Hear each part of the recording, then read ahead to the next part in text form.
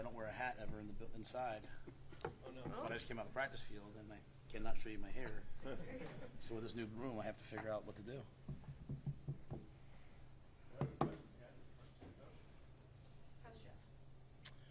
I'm not sure what Jeff's status will be for the game. He's progressing, so as you guys know, Thursday for us is a walkthrough day. Friday will be a full practice day. So I know he feels like he's getting better. He's moving around and stuff, so we'll see how he does tomorrow. How's Purdy doing? You said he had tweaked something. Is he getting closer to his full self? Yeah, I mean, he's there. I just think it just kind of slowed down kind of the work that he was doing with Heinrich, But, yeah, I mean, Chuba had some plays last night where he pulled it down and ran, so looked good. So I think he's probably not back 100%, but I don't know if anybody is during football season, to be honest with you. We asked Marcus about Heinrich the other day, but what have you seen from him, just this week and how he's taken his prep work? Well, I like the way he took the field last week. He went out there excited to play and ready to go, even though it was, sort of at the end of the game. It was an opportunity for him to play. He hasn't really played very much, so I think he was excited to get out there. I think he's all week been confident and, kind of taking things we're asking him to do and running with them. So. With Jeff, what's been the message for him this week? You talk about preparing differently. What's that maybe look like? Just to control the things that he can control. Number one, just getting healthy. He's obviously watching tape, involved in the game plan. He's out there at practice, but just got to get healthy. It's hard for a quarterback to, have anything lower leg injury wise. In terms of pushing off and moving and sliding in the pocket and doing all the things that make them great. So, Jeff has to just control what he can control, and that's to get healthy as quickly as possible. Do you think it's a thing with Jeff, and maybe he's putting too much pressure on himself to make a play over those first two games? I think Jeff is an excellent player, and I think his best football has not been seen yet. I think he probably's. I don't want to answer for him, but I would say I think he's probably just really wants to win and trying to do things to make us to win instead of just playing each play. And so that's really the whole message of our program is just really just to be in the moment and win the rep and play the play, and you're not going to win every play. And so unfortunately for us in the first two environments, some plays by a lot of different guys have gone from bad to almost catastrophic. And so we're learning those lessons the hard way. But yeah, I think Jeff deeply cares, and so because he cares so much, I think sometimes maybe he, like a lot of our guys on offense, are just pressing and trying to do a little too much instead of just letting the play come to them. I think you saw that on defense. Thank you, Keith. You're such a nice guy. I think you saw that on defense last week. I mean, we were playing really stellar defense for a long time, and then when the game kind of got away from us, by no means did the guys ever quit or stop playing hard, but they started trying to do a little too much. And that's when you talk about learning how to win, that's one of the great lessons of learning how to win is everyone has to just stay in their role and do their job at a really high level, and then when they have a chance to make a play. And so you can see it with Jeff at a high level because he's the quarterback, but I can see it all across the board because a lot of guys. I have a lot of older guys here that haven't won a ton of football games, and they so desperately want to win. And so it's what we're working through right now.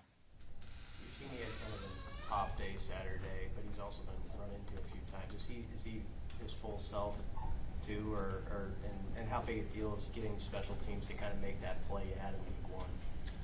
Yeah, I think we're always, we always want our special teams to do two things. Number one, just be really solid, right? Like, it's not always going to be the explosive block a punt, return a kick. It's about flipping the field, changing field position, and I see a lot of those things were really good in the first game. Obviously, the punting game was not what we needed in the second game.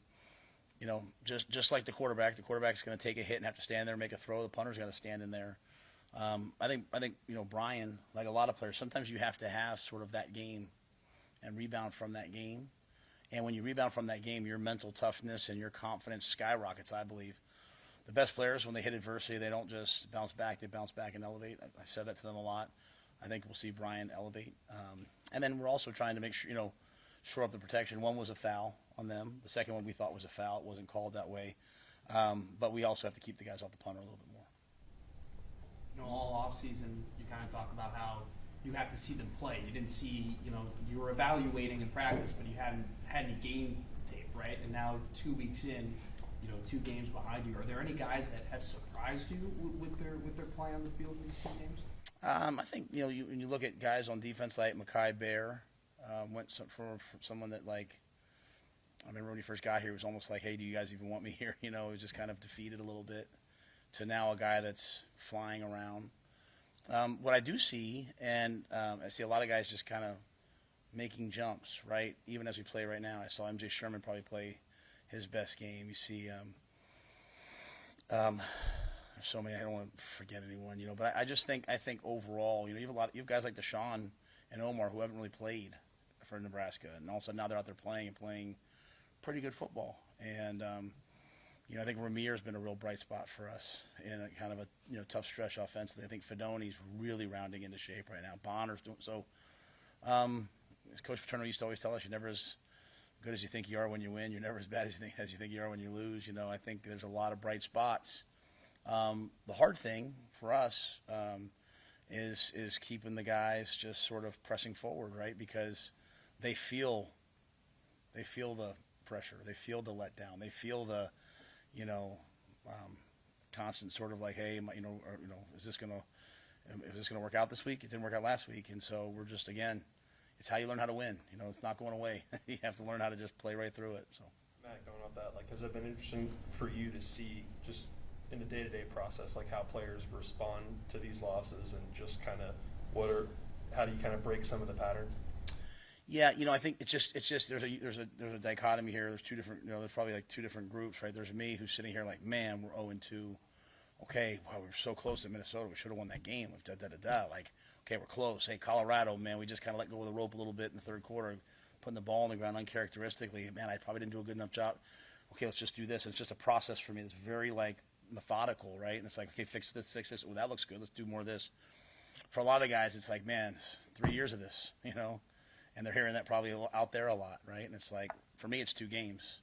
For them, it's 3 or 4 years, and so it feels hopeless. To me, it feels exciting, exhilarating. It's like, all right, man, we competed against Minnesota all the way to the very end. We let it go of it. Like, that was our fault. It wasn't like, hey, we got to go out and recruit some more. It's like, we're close, right? So that's the challenge. As I sit there in my office last night, it's 10 o'clock at night, or 9 o'clock at night, whatever it was. I'm sitting there kicking it with Giff or Nick I have great older players here, and they want to win so much. And just, I'm talking to the younger players. It's just, they certainly feel it. Like I can just kind of go back and forth to work and listen to a little country music and not pay attention. They're hearing and seeing everything, and so it's affecting them obviously, but it's affecting them because they care, and that's what I love about them. And so I'm just going to keep trying my best to help them.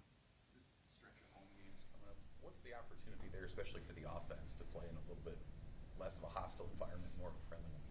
Well, certainly our operation from getting the personnel into the play-in has been a little bit of a challenge. Certainly in Minnesota was a challenge, much better at Colorado. To obviously the snap counts, the cadences, we've just hasn't been good enough, right? And a lot of that, not excuses, okay, but a lot of that, right, you'd like to think would be way better at home. And we're in week 3. We've gotten better from the first 2 weeks, hopefully. The thing for me is, as I've told the guys, is, I've worked my whole life. I've waited my whole life to have a chance to step out, at Memorial Stadium and be the head coach of the Huskers. They've worked their whole lives to go out there and get to put on that helmet and go out there and compete and play together. So I'm going to take the field with joy. I'm going to take the field wanting to go 1-0, not taking the field as an 0-2 team. And I think a lot of our guys are carrying around 0-2 with them, and instead of I'm carrying around the joy of playing this week. So, it's just kind of being really transparent with you guys about where the team is. And this is what the team needs to do, though. This is how you reverse trends. This is how you change 6, however many years it's been of losing, is that you confront head-on the things that you're afraid of. You confront head-on the noise you hear. You confront head-on those thoughts in your brain of fear and failure, that little voice in your head at like 2 o'clock in the morning. You confront all that and you overcome it, and then you become a strong, confident team, and the program has confidence. And so there's no easy way around it. So I hope that being at home helps us in that process. But the process that we're going through is still internal for each player, still internal in the locker room. They've got to overcome the past and be in the moment and build for the future. How much do you emphasize the pride of protecting home turf, or do you, and just, is making this a place that opponents fear to come into again? I don't know that I'm talking a lot about that yet, because we have so many other things going on. You know what I mean? I think for me it's just about I'm really trying to get the guys to be just really in the moment about like, hey, being great today, being great tomorrow, being great at the hotel, go to all your classes, get study hall, then get to the game and just play one snap and just try to win every rep. I think that's in today's society, that's the key, right? Where everything is so, examining what's happened, thinking about what's going to happen. I think the key is to keep the guys very much in the moment. So I certainly want this to be a tough place to play, but that'll all come from us playing so well that the fans are excited and this becomes a rocking environment, right? And that's the football that we have to play. How has your perception of Northern Illinois changed throughout the course of this week as you continue your preparations for them? Yeah, I mean, I think that they're an excellent football team, and I think they have a seventh-year quarterback. So you talk about some of the things that we try to do and disguise looks and show over here and blitz over here, and he's seen all of that. They've got. Sometimes you hear people say, "Oh, they're a well-coached team. They're a well-coached team," but this is like, this family, right? This family of coaches, the Northern Illinois coaches, going all the way back to Joe Novak. They know how to win, and so you watch them against Boston College. They play the game perfectly. They do everything right, and so they find a way to win the game. So I think the challenge for us is going to be their defensive line up front is tremendously movement oriented. A lot of disrupting things, pressure. They can play man on the back end. The quarterback's excellent. The tailback's excellent. They've got great receivers. So, and they believe that they can win. To me, teams, as I said on Tuesday, Monday, whatever, programs either are winning programs or losing programs. This is a winning program. They believe that they can win. They're in the MAC. They won the MAC championship 2 years ago. They know how to win. So it'll be fun. It'll be fun to go compete against a team that is here for all of it. They're not coming to just show up. They're coming to win, and so that's what we need to do right now. We need to beat a team like that, one rep at a time. Is Teddy Prohaska any closer to? Yeah, he's getting. I mean, he's really rounding into shape. He's practicing well now, so I think you could see him this week potentially. All right, thanks, guys.